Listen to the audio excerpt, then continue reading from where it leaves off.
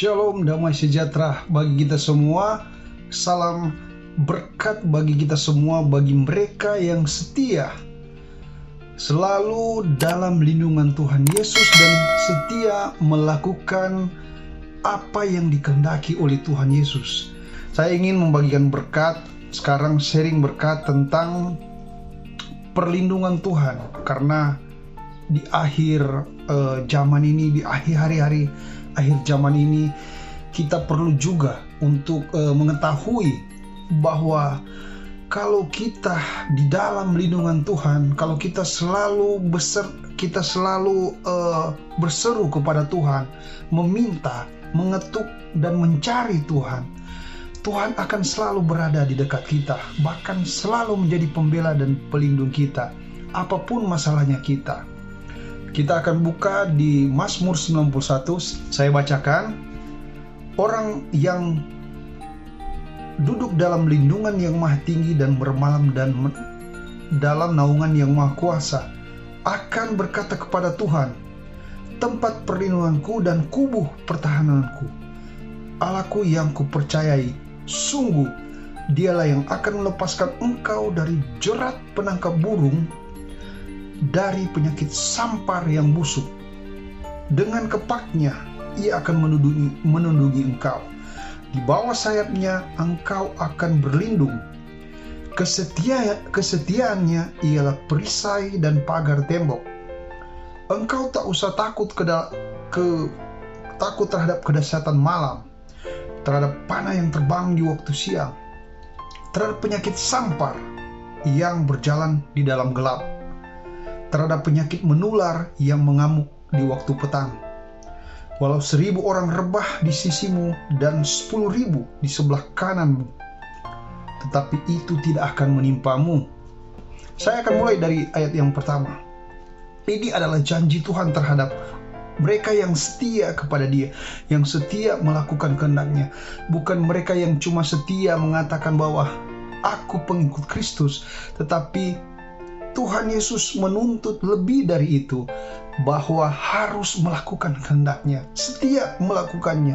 Karena orang yang setia melakukan kehendak Dia berarti bersama-sama dengan Dia, bukan cuma status. Kita mulai di ayat 1. Orang yang duduk dalam lindungan yang maha tinggi dan bermalam dalam naungan yang maha kuasa. Orang yang duduk dalam lindungan kemahkuasaan Tuhan. Orang yang setia, yang mencari Tuhan, yang mengetuk, yang meminta perlindungan dari Tuhan. Bukan hanya status saya sebagai pengikut Kristus, tapi mereka yang setia mencari Tuhan, yang setia tidak melakukan sesuatu yang tidak Tuhan Yesus kehendaki. Ayat 2, Aku berkata kepada Tuhan, tempat perlindunganku, dan mengkonfeskan dan memberikan pernyataan yang tegas bahwa Tuhan adalah juru selamat, yang selalu dengan Tuhan, yang tidak merusak tubuhnya dan tidak menyedihkan hati Tuhan, dan tidak membuat Roh Kudus sedih, dan tidak membuat sorga jauh daripada Dia, sehingga terkoneksi, terputus dengan sorga. Kalau kita berkata bahwa Tuhan adalah perlindungan kita. Ayat 3, sungguh Dia akan melepaskan engkau dari jerat penangkap burung dan penyakit sampar. Penyakit sampar berbicara mengenai sesuatu yang terjadi, penyakit yang susah terdeteksi, virus, kuman, bakteri. Dia mengatakan Dia akan melepaskan kita. Jerat penangkap burung bisa mengartikan sebagai kuasa jahat, serangan kuasa jahat. Kita akan dilindungi. Dia mengatakan Dia akan melepaskan kita dari serangan-serangan jahat, serangan-serangan penyakit. Ayat 4, dengan kepaknya Ia akan menundungi engkau. Dengan kuasanya, kalau kita berseru kepada Tuhan, berseru artinya kita berdoa kepada Tuhan, kita selalu mengandalkan Tuhan. Dia mengatakan di sini, dengan kepaknya, dengan kuasanya. Kepak artinya lindungan, dan kita yang hanya debu jika Dia taruh di kepaknya Dia. Tidak ada satupun yang bisa menjangkau kita. Tidak ada satupun yang jahat bisa menjangkau kita. Tidak ada satupun sakit penyakit bisa menjangkau kita, percaya saja. Ayat 5, engkau tak usah takut terhadap kedahsyatan malam. Ia menjanjikan suatu iman. Tidak usah takut. Kedahsyatan malam berarti serangan-serangan jahat, malapetaka, mara bahaya, kecelakaan. Kita tidak tahu. Kita jangan sombong. Kita tidak tahu kapan ajal menjemput kita. Walaupun kita banyak uang, walaupun kita sukses, walaupun pangkat kita sudah bersusun-susun, tetapi kecelakaan kita tidak akan tahu. Ajal kita akan tidak tahu. Kita bisa saja keluar dari rumah ditabrak oleh mobil, oleh motor. Kita bisa saja di mana saja kita kena jatuh dengan pohon, tersengat listrik. Kita tidak punya kuasa untuk menghindar dari serangan jahat seperti itu. Kalau kita memberikan perlindungan kepada Tuhan, pasti kita akan kuat dan pasti kita akan selalu merasa bahwa Tuhan bersama dengan kita. Asal kita melakukan segala kehendak Dia, tidak menyedihkan hatinya, tidak membuat Dia kecewa dengan melakukan hal yang buruk. Banyak hal buruk yang bisa kita lakukan kalau kita punya segala-galanya.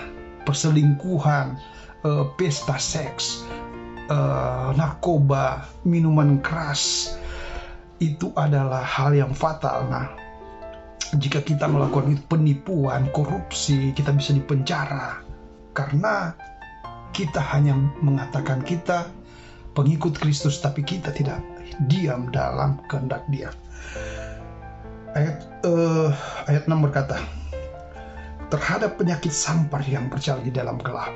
Hari-hari ini kita dihadapkan dengan virus COVID-19.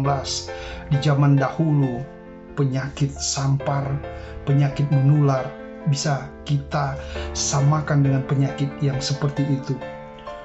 Bahkan lebih parah lagi. Di zaman dulu tidak ada obatnya. Jika sudah terkena kusta, sudah dikucilkan. Kalau zaman sekarang sudah canggih, bisa ilmu kedokteran atau di rumah sakit bisa berusaha untuk menyembuhkan.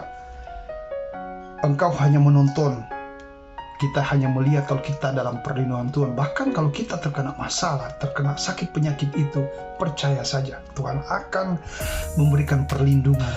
Karena Tuhan adalah pertemuan, Tuhan adalah perlindungan. Tetapi kita harus tahu dan kita harus mengerti dan kita harus bijak dan kita harus paham bahwa yang dikatakan sini, siapa yang berseru. Kalau kita tidak berseru, maka Tuhan tidak akan melindungi kita. Karena kalau kita tidak mengetok dalam firman, Tuhan tidak akan membukakan. Kalau kita tidak mencari, kita tidak akan mendapatkan kasih-Nya. Kalau kita tidak meminta, Tuhan tidak akan memberi.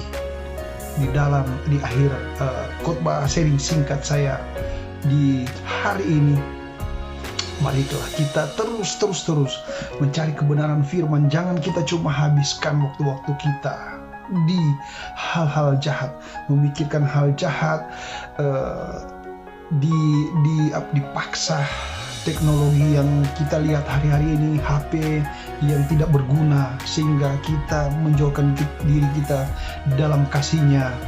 Karena kita tidak tahu kapan kita akan menemui ajal. Kalau kita cuma habiskan di waktu itu, pada saat kita menemui ajal, pasti kita tidak akan menemui hidup kekekalan bersama Tuhan Yesus.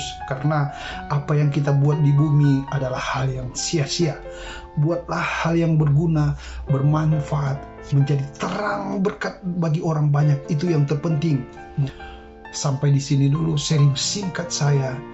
Terus berwaktu pribadi dengan Tuhan, agar Tuhan melindungi kita. Terus berdoa, membaca kitab suci, agar roh kita tetap dipuaskan dan roh kita tetap dijaga. Shalom, Tuhan Yesus memberkati kita semua dengan melimpah-limpah.